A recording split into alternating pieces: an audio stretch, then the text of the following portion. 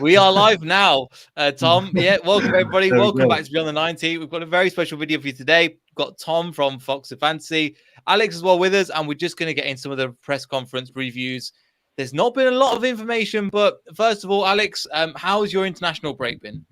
Oh, it's been fantastic. Everyone's kind of takes this break and takes 2 weeks off from football, but Canada's playing in the World Cup qualifiers, and we're playing pretty strong with 5 points. Drawing with the U.S. and beating El Salvador last night. So as a Canadian, this is awesome. We're just continuing to cruise along, and we can possibly get into the World Cup next year in Qatar, which would be incredible. Yeah, that is quite incredible. Over to you, Tom. Welcome back. Great to have you once again. How's your international break been as well? Again, we don't have that same relationship with England like the Canadians do with their football, do we? No, I mean, I'm happy to hear that, Alex. I'm happy for you. That would be really cool to see. But no, I'm one of them. Like 3 games into the Premier League season, it's like torture to me. And I just had to try and find other sports to keep me entertained. So I've dipped my toes in the cricket. I've been watching a bit of the US Open, following Raducanu quite closely. Big up Emma. She's doing amazing. Just like finding anything else to keep me entertained. But now I'm just happy that the Prem's back. Yeah, and obviously the WSL has started as well. So you've got, if you missed that as well, you can check out Hannah and James's show, which was last Sunday as well. But we took a little bit of a break because, again, the matches have been flying in thick and fast in terms of transfer news, in terms of the Europa League draw and all that kind of stuff. So we had a little bit of a break. We're back now. And Brendan Rodgers had his press conference today, and that's what we're going over. There's not a real lot of information to go over, but we'll be talking about formation tactics doing this show as well. But the main thing, as you've probably seen by the title, what is it going to be? So Vestergaard and Evans, the main thing is they are, quote unquote, progressing very well, Brendan Rodgers says, which again, I don't know if you can read into it. Tom, what do you think? Part game theory, party's trying to get in Pep's head. Their squads at the moment are not the strongest. What do you get me into that? Because again, progressing very well, because bearing in mind, both of them haven't really trained that much. They've trained that much, and they've not really had a preseason, especially Johnny Evans. Yeah, it doesn't fill me with confidence, put it that way. I mean, Rodgers he chooses his words very carefully, and the way that he's phrased that, is to me like, I don't know, they're getting there. But I think if there's 2 of them, if one of them can be fit and ready to play, I'll take that, because at least then we've got a proper partner for Söyüncü, whichever of the 2 it is. Probably more likely to be Vestergaard, I would imagine. I'd be quite surprised if Evans is ready to start straight away. But yeah, I'd just be happy to see one of them back, and hopefully they can make a difference to that defense, because we've seen it's been a bit shaky these first 3 games. Yeah, we have not been defensively that strong, especially, as you were saying, Tom, in the first 3 games. Alex, obviously, over to Evans. On that note, sorry, really quickly, but obviously we all know what happened to Söyüncü on the international break. And what was it? Red card for Turkey. They got demolished 6-1. I mean, that gets me a little bit worried as well. Yeah, it's not been a great time, has it, Alex, for Söyüncü over the last few games. However, what's been nice as well, again, my Twitter following is small on purpose. However, it's good to see I think the majority of fans getting behind him and going, look, we believe in you. We know this is a blip and you'll get through this. So he's not going to look that great, but I do trust him in a back 3 to perform against Man City. Yeah, there's no way to really say it in a polite way to say that he's had a horrible, horrible time so far. I think when I really look at Söyüncü, he's young, and I think a lot of people often forget that. But also, he's taken a lot of leadership onto his shoulders. The Turkish squad really looks to him as a leader, and I think he's taken that on in a whole different way, and I think that's really stressed him out and really has affected his play. And then you look at Leicester, and you see Evans out, you see Fana out, you see Vestergaard out. Now all of a sudden he's the veteran center back, and he's going to take that leadership onto his shoulders. And that's affecting him too. But I think the really cool thing is, as you said, Neil, is you're really seeing the supporters in a positive way, supporting him, being like, hey, this is just a bump in the road. You'll figure this out, which I think is fantastic to see, because it's so easy for people on Twitter just to bash and just be like, "Oh, you're garbage. Get out of here. We don't want you anymore." So to see the fans and supporters really, helping him in in a positive way is really solid. Just like Tom said, between Evans and Vestergaard, I have a feeling that Vestergaard is going to be the most likely candidate to come back early, and I think that's going to benefit not only the squad, but it's going to benefit Suyuncu. We've all talked about this. Suyuncu always thrives when he has a veteran presence right beside him. Whether that be Vestergaard or Evans. I really do think even in a two with him and Vestergaard or Evans, but they'll do a great job. But I think in a back three of say Vestergaard, Evans, and Suyuncu, I think that back three could really be a deadly force in the Premier League once fully fit, if they can be fully fit, to say the least. Yeah, no, definitely agree. And especially if we're looking to play again against Man City, we'll probably talk about this in a little bit. In terms of a back three, that could be really effective. The only issue is if there's any more injuries, then you've got a problem. However, we should be fine for now. Obviously, a couple of things that have been announced as well. I think I forgot. We're going to get it up now. The Europa League squad since we last spoke has been announced, and I think there's 3 honourable mentions. So obviously, Benkovic has been included, which I think a lot of Leicester fans went, really? Okay, that's a shock to us. And the other one, I think the people that weren't included, James Justin wasn't included. Wesley Fofana wasn't included, which I understand. But the third one, Napoli's Mendy, who looked on transfer deadline day to move over to Galatasaray, which fell through. But Tom, just your thoughts on somebody like James Justin being left out, because we know how versatile he is, and I know it will take a while for him to get back in. However, it's a bit of a statement him not being included, in my opinion. Yeah, I mean, you can change it in January, right? I think you can amend it in January. So to me, that I believe so anyway. So to me, that's a sign that actually maybe he might not be back as soon as we had hoped. I was hoping for maybe October, maybe or November, but that to me is a sign that they're thinking that he might not be back until later in the year or early next year. But yeah, and with the Benkovic thing, that's bizarre to me. I don't really understand that decision. I mean, the thing is with the Europa League, we've got quite a strong group, right? So as much as it is a chance to rotate and to try different players and to give all the players a chance, it's also we've got Napoli next week. That's a huge game. I don't know how many changes we want to be making for that, to be completely honest. Yeah, and then the Mendy thing, just to touch on that, I'm quite disappointed all around that didn't happen. I'm disappointed for him because it would have been a chance for him to get some game time. I'm disappointed for us because we need to, he's not included in the Europa League squad. When's he going to play? He's just going to be sat there, and it's not a benefit to the squad, because that's only going to, it's hard to stay upbeat and to feel like part of the team when you're not involved. And it's just it's just annoying that in this day and age they couldn't find a way of getting that done, because from my understanding, the club wanted it to happen. All parties were keen on it happening, and time ran out because he couldn't get to Turkey or whatever. But it's surely it's just disappointing that they couldn't have figured this out a few days before and managed to get this sorted. Yeah, no, I agree. But at the same time, it's Galatasaray, if they were really serious about it, they wouldn't have left it until the last day of the transfer window. They had all summer to do it, and with somebody especially when Samore came in, they know the opportunities for Mendy were going to be even more limited.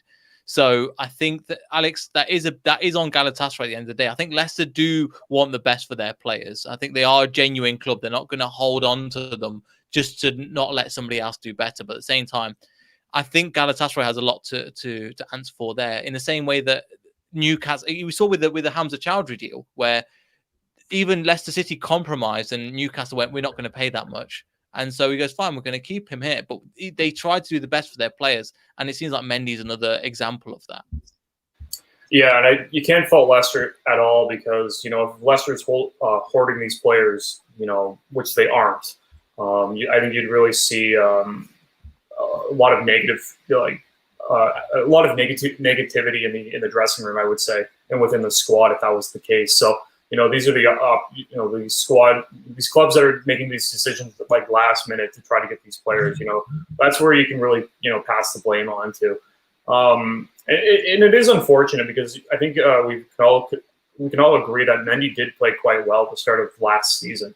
And, just to kind of see him disappear is, a little, not only it's just unfortunate, for both the club and for the player himself. And, he's good enough that he can get game time, in one league or another.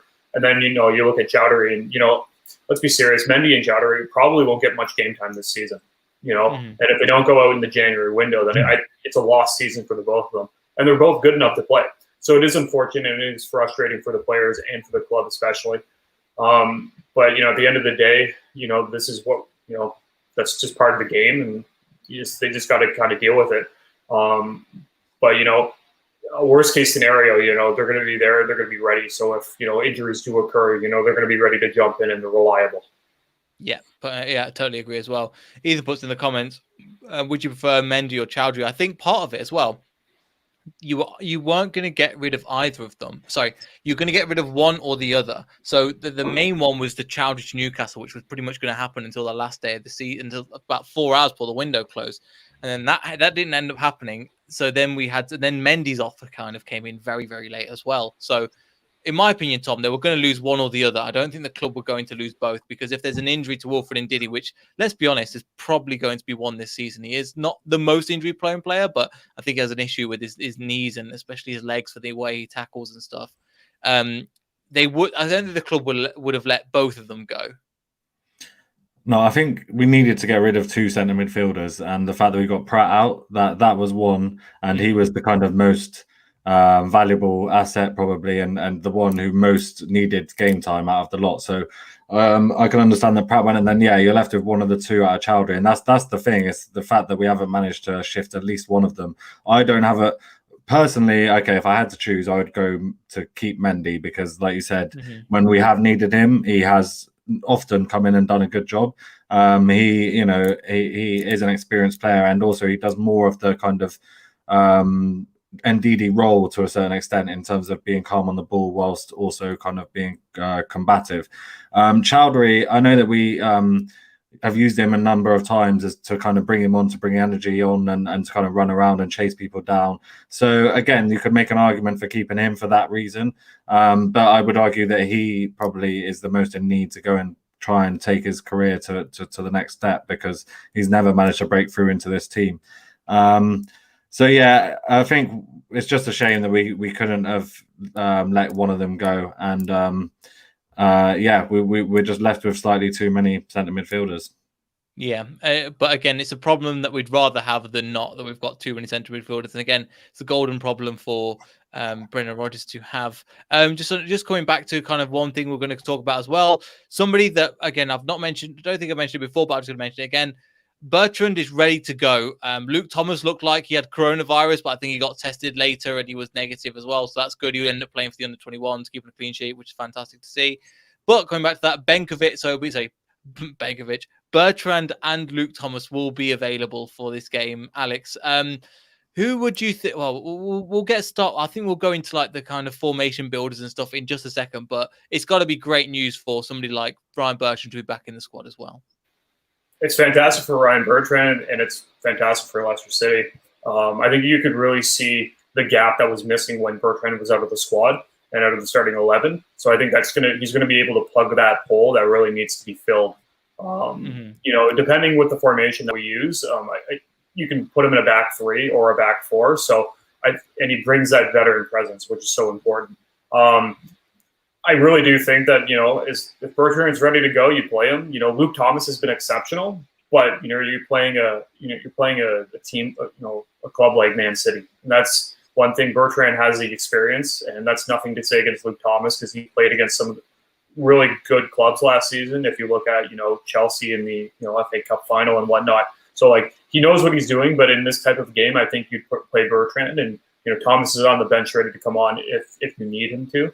But no, I think, as long, let's just be hopeful that, if Vestergaard or Evans are ready to go, you can slot him, Soyuncu, and then possibly Vestergaard or Evans in and create a back 3 for the game on Saturday. Yeah, let's see about that. Again, we'll come into formation. I think that's one thing. One thing to mention as well, a couple of Man City fans, because I was thinking, because again, it looks like because of the whole Brazil situation, we still don't know. I think even Man City fans and Man City pundits, from what I see, don't know as well. Is the obviously Edison? Well, let's say for this he's not playing.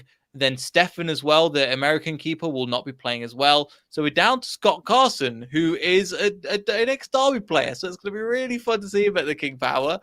See what reception he will get, and by reception he'll get his fair share of the hate, I think. And people won't forget that. One thing as well I want to mention as well, people that have said, because I was thinking, Scott Carson, that's going to be an easy day for Jamie Vardy. Some Man City fans, they don't write him off. He's as good as Stefan, and we saw how good he was, Stefan, in the in the Charity Shield as well. So, Tom, I mean, that's an area that they're lacking in a little bit in terms of their goalkeeper, but it's still looking promising, especially with the likes of Jamie Vardy, because he likes Man City to play against, doesn't he? He does, yeah. Any of the top six, to be fair, but yeah, especially Man City. But I play up front myself, right? And I'm not particularly good. Don't get me wrong, but like when you do see something like that, like you see a third choice keeper, or you hear that a third choice keeper is in, like you are rubbing your hands a bit as a striker. And Vardy is very much that type of character where that he'll know about that. Do you know what I mean? And he'll be definitely thinking to test Carson out. And in fact, the whole kind of attacking lineup should be thinking that, you always say, even at Sunday League level, test them, test their hands, see that they're actually, see how their confidence levels are. But yeah, I think Jesus will be out as well, right? So, I think it's a huge week for us. I think it's only just dawned on me with this international break. It's a huge week. We got Man City, and then we got Napoli. Like, I happened to have just, I was just Googling the Napoli game, and apparently 4 of their players may be out as well because they've spent time in red list countries, so they would have to quarantine. That includes Koulibaly, who I'm going to that game. I'd quite like to see these players, to be honest, but Koulibaly, Osimhen and Ospina are among them. So that's 3 starts for them.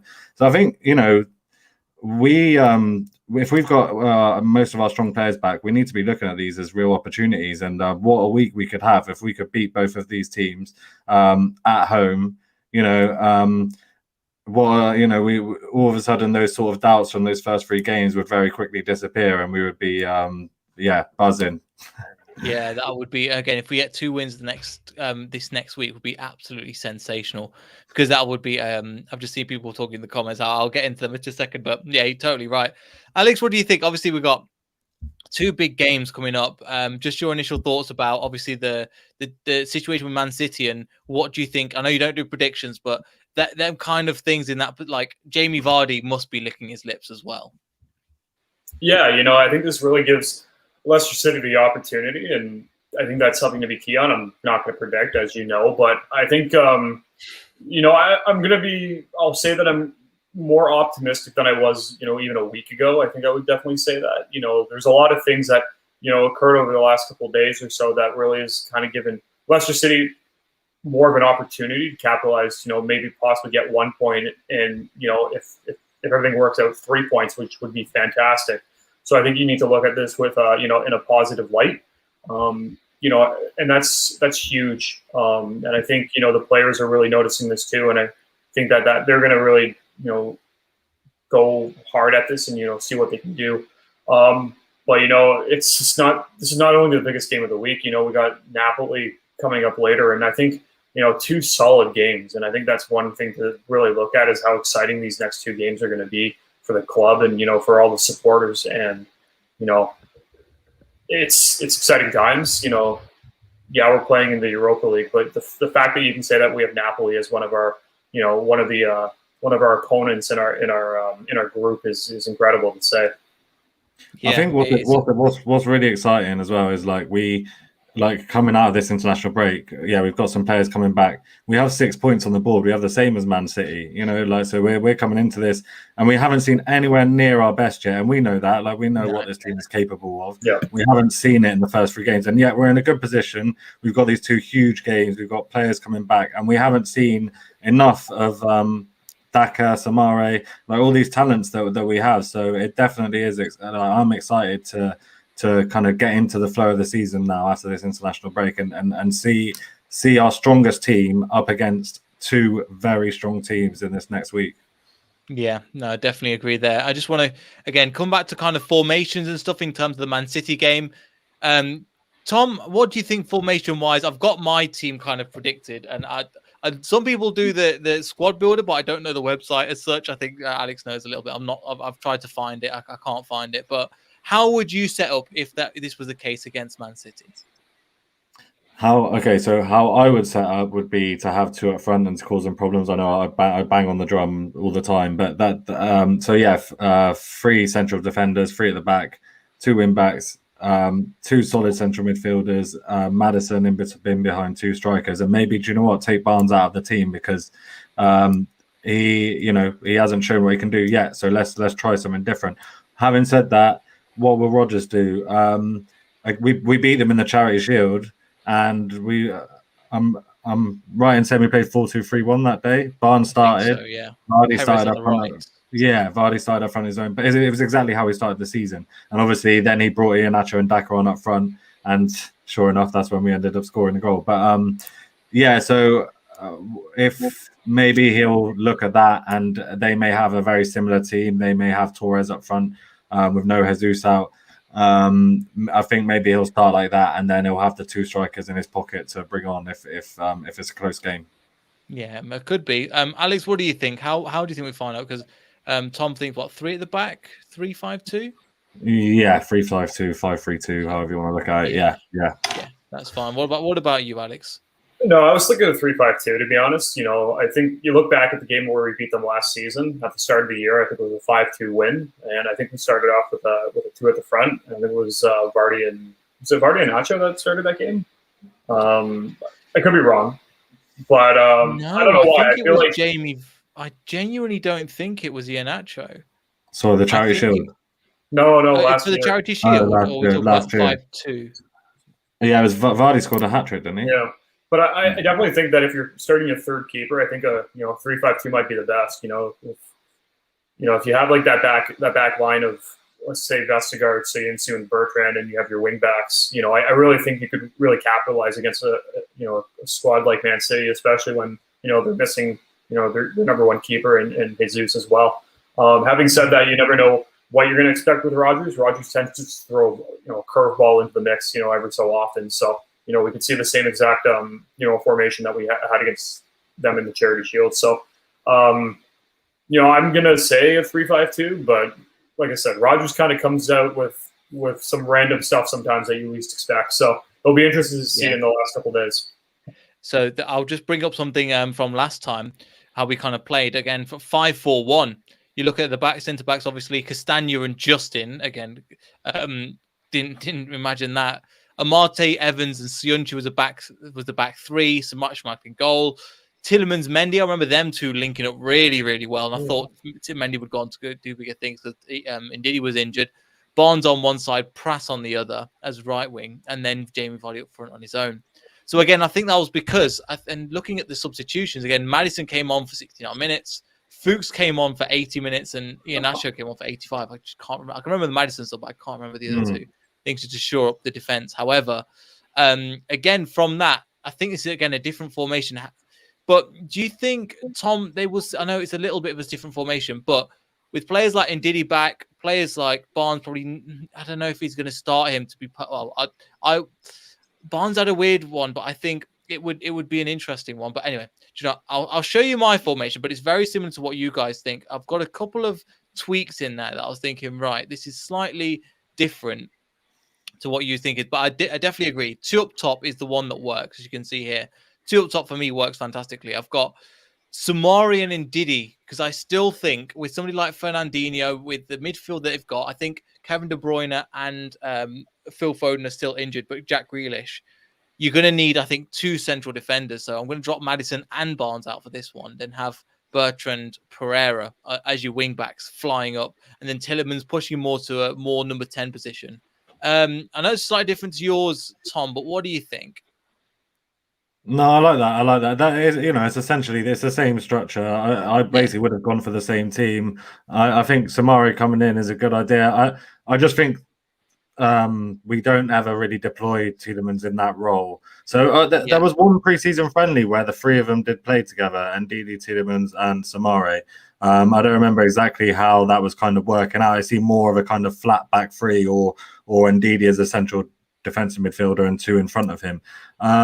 But yeah, I can see it being more like that. I do wonder whether the international games are going to have any effect on the lineup. Like, we've had players who haven't gone away, like Samare and like Barnes.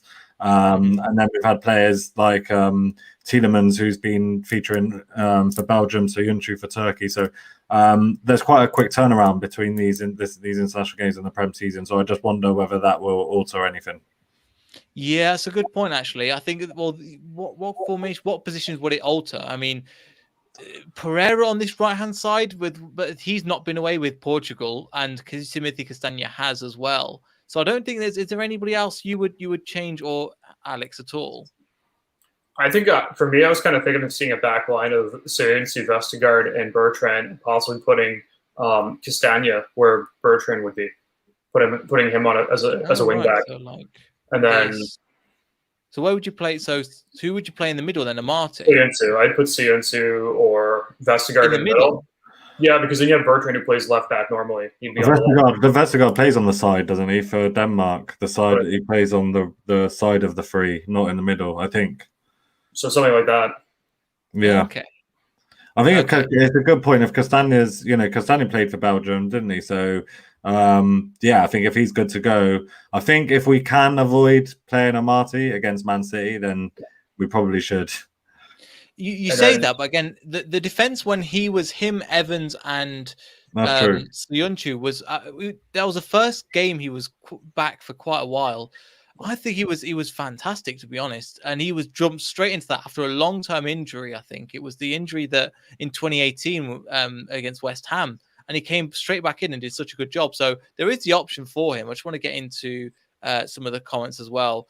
It was a 5-3-1-2. Yeah, again, a back five. So we kind of understand 5-3-1-2. Wait, it doesn't make sense. 5-2-3-1. 5-2-3-1. Yeah. Yeah. No, that doesn't work. No, that doesn't make sense either. There's one too many players. My maths is terrible, but I can still count to 10 sometimes. 5-3-2 with Vardy up front. Again, but the thing is, Iheanacho wasn't on form then. And also, I think Tom as well, Iheanacho deserves a start. He's been one of our brightest players in a not a good team, in my opinion. But Iheanacho needs to start as well, in my opinion, because even when he's come on, I think he's played a pivotal role in the second Marco Brighton goal for Norwich. And I think his the way he plays in kind of not just this makes it look like a number 10, but he kind of plays in this pocket of like a 9.5 between a Maddison, can turn, create, and dash into the box to finish as well. I think he'll be pivotal in this game. And people are talking about him coming to haunt his own club as well in the comments. Yeah, he offers something different, and like I've touched on it before, but he should feel very unfortunate that he hasn't been in the team. Like, we saw the impact he had last season. I think he finished as our top scorer. This season in the Charity Shield, like I said, he came on, won that penalty. In the Norwich game, he came on and played a huge part in that winning goal. And yeah, he does. He offers us something different, and he gives Vardy a bit more freedom, in my opinion, to kind of run the channels and to do more of the things that we like seeing Vardy do. Like, and we saw that Vardy assisted a lot of goals for him last season when they were both in the team. So yeah, obviously, I do want to see more of Daka coming off the bench as well. I still don't think necessarily we can be starting him, but he's only come on once so far. But yeah. I think you start with those two, and then you can look to bring Daka on for one of them after 60, 70 minutes.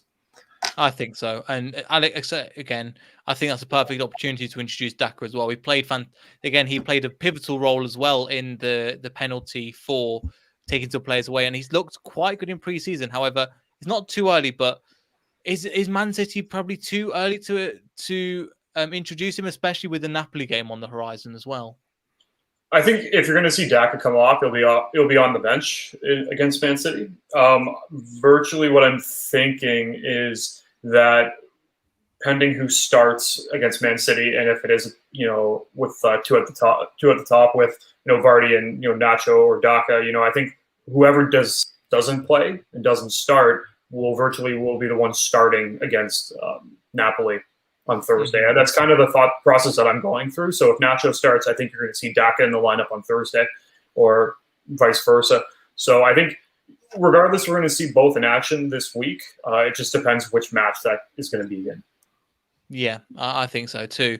And it's just a waiting game. We'll have to just wait and see until tomorrow, because again, on both sides, on the Man City side, they've got players out that we're not sure come back. We're playing the game. We're progressing very well, so we don't know exactly what players come back. So, but again, Tom, it's a good time to play Man City. I know there's no out of all the times this is probably a good time to play Man City, where everything is a little bit shaky at the moment with what's happening with the whole Brazil situation.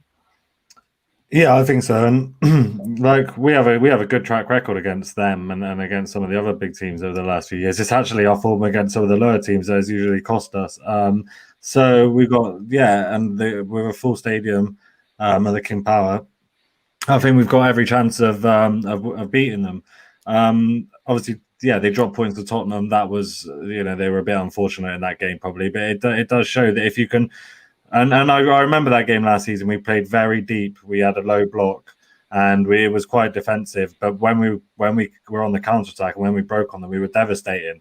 And we've seen that quite a few times against them. I remember in the Prem winning season when we played them away, that famous 3-1 win. We could have scored 6 or 7 that day. So sometimes I think they play into our hands, these type of games. But I mean, hopefully we see a better performance. Yeah, no, I definitely agree there. Let's just have a look again. I'll just bring up the statistic because you can't get enough of the 5-2. But just have a look again. We had 7 shots on target to their 5, 16 shots. We had 7, 28% possession, and we scored 5 goals. I mean, that's pretty mental in itself. But yeah, again, that was just a kind of do you remember when Rodri said that we were lucky, or that we didn't play football, or whatever it was? I brought this up to the Man City fan yesterday. He was in good faith. He goes, no, that shouldn't have happened. And we were talking about when him and Jurgen Klopp are professional whiners, especially when they lose. They'll find any excuse. So I think again, but if he learns from his mistakes, he should go, right, this is the way we're going to play, Alex. And we know how to beat Man City, because if we go toe-to-toe with them, even with the squad that they've got, we are going to lose. But it's how do we tactically get past them? Yeah, and I think that's one of the awesome things with Leicester City is that, if you look at their lineups and their starting lineup and whatnot and their squad depth, most times with these top clubs, when you look at them, they'll probably win in that sense of like, okay, well, Man City has a better squad than Leicester City. But the one thing that is always great with Leicester City is that they find ways to beat those types of clubs, and they do it often. And I think that's one way that I really enjoy watching them play, is that they always MacGyver a victory in some way, shape, or form, which is really interesting to see. If you watch that comeback last year against Liverpool, none of us expected that to happen, and there we were at the end of the game just losing our mind. So there's always a way. If there's a will, there's a way, and Leicester City always find that way somehow. They do. We do. We always manage to do. Ethan's got a very good point. Well, would you take a point, Tom? If I offered you now 3 points, 0 points, 1 point, and we said we'll give you a 1-1 draw, would you take it? If we were away from home, I'd say yes. But at home, and like now, we should be looking to beat anyone who comes to the King Power. That's the way I'm looking at it these days. Like, if our home form improves, we're going to be really high and keep the away form that we've had last year. Exactly. We need to make it a bit more of a fortress, and we need to get that kind of crazy atmosphere back that used to kind of put a lot of away teams off when they came there. But of course, if it ends up being a close game, we get a point. You can't complain of a point against Man City. You never would. But going into it, we want to be beating them. Why not? Yeah. No, definitely. I kind of agree. Alex, I know you don't do predictions, but what do you think of this comment? I wouldn't take a point because, Tom said it perfectly. We're at home. We have the crowd behind us. There's a lot of positives. And at the end of the day, I don't know, a point's a point, but I think we have the possibility in this sense to bring home 3. So I don't think I'd be willing to just take a point for the sake of taking a point. I think we really do have a strong opportunity to take all 3 points, but ultimately, you know, that we'll find out at the end of this game. No, definitely agree there. Right, if any, sorry, I was looking at another statistic for another Dennis Pratt play. I was like, okay, but yeah, thank you so much everybody for watching. Some people like to take a point at home. Fair enough, no problem. Again, it is a strong team, and bearing in mind they're the champions of England at the moment. But if you enjoyed this video, make sure to leave a like, subscribe, all that good stuff. Again, make sure to go over to Tom's channel and give him a follow on Fox. Little plug. I'm on in about 20 minutes with my fantasy cast. So if you guys watching, sitting around, you ain't got anything to do, and you've got your fantasy team this weekend, then hop on over to my channel, and I'm going live in 20 minutes. Fantastic, even better then. Yes, make sure to hop over to Fox as well, Fox and Fantasy Tom channel as well. We'll see everybody in the next video, probably for the post match as well. So thank you all for your comments. I've not managed to get to them because there have been some good comments as well, and a lot of backwards and forwards as well. So we appreciate it. Thanks everybody, and we'll see everybody in the next video. So goodbye.